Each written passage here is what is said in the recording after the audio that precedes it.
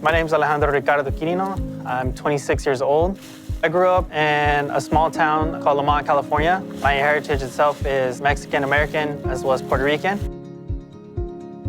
I've always been around food, getting up early in the morning.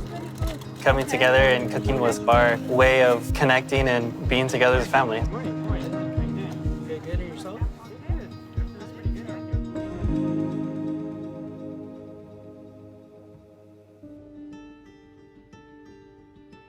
Growing up in elementary school, I was sort of ridiculed a little bit for wanting to cook, but being able to produce food and for people, for them to enjoy and bring a smile to their face is something that I just really love.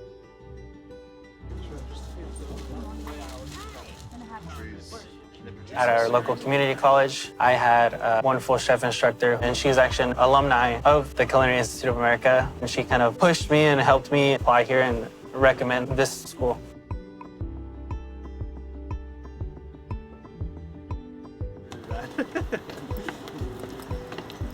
When I got accepted, my grandfather had passed away, and it was very, very hard for me, but I felt that this was his way of giving me permission to kind of pursue what I really wanted to do.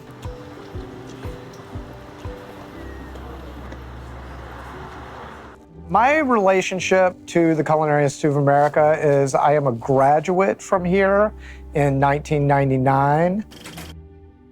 It fundamentally changed my life and the way I thought of kitchens.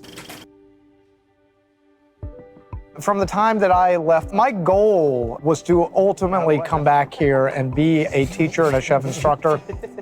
Make sure it's like nice and flush like that. Alejandro is what I would call really an ideal student. He's in our baking and pastry program, but he also has an additional role where he works with me very closely, what we call an earn and learn student. We really have this connection with baking.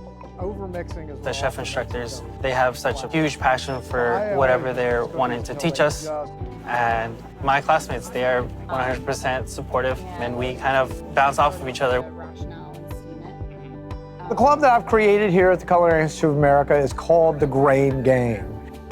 We do a lot of research on grains, and it's really come organically. As you grind it, it opens it up and oxidizes even more. So these are our traditional sort of flours. They make perfectly good baguettes.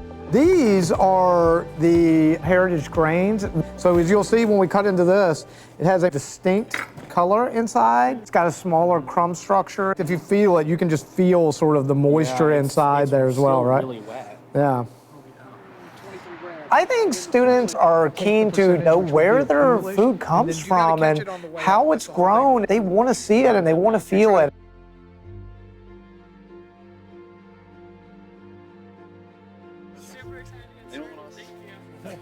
Yeah. Who's excited to plant wheat? Alejandro? Yes. All right. We have 3 different varieties of wheat. We've got Karun, we have Talimka, and we have Harani. Yeah. Oh, why don't you put the label on now? Honoré has been growing these wheats here at Terra Firma for the last 5 years. Mostly what these old grains offer as compared to modern wheat is they're more genetically diverse. They're high protein, nutrient dense. They may be bred through farmer selection that happens naturally over time in a field, but they haven't been to a science lab. I'll probably continue research. Honoré Farm and Mill is really dedicated to getting these seeds out of seed banks and seeing which ones grow well. I grew up in Tennessee on a small rural farm. It sort of takes me back to my roots. The community that I grew up in, the hard work to get food from the fields to our plates is something that I am really connected to. Okay, so this is a traveling mobile mill, so we'll all have a chance to mill some flour. Most modern wheat is processed using a roller mill. A roller mill takes the seed and separates it into 3 parts, bran, germ, and endosperm. But stone milling crushes the wheat seed between 2 stones. So the whole seed is crushed, so it has all the components, the bran, the germ, and the endosperm, crushed into flour, which becomes whole grain flour. And many heritage grain growers are turning towards stone milling. So the seeds drop down in the middle and they get sliced first and then they get ground. That's where the flour comes out.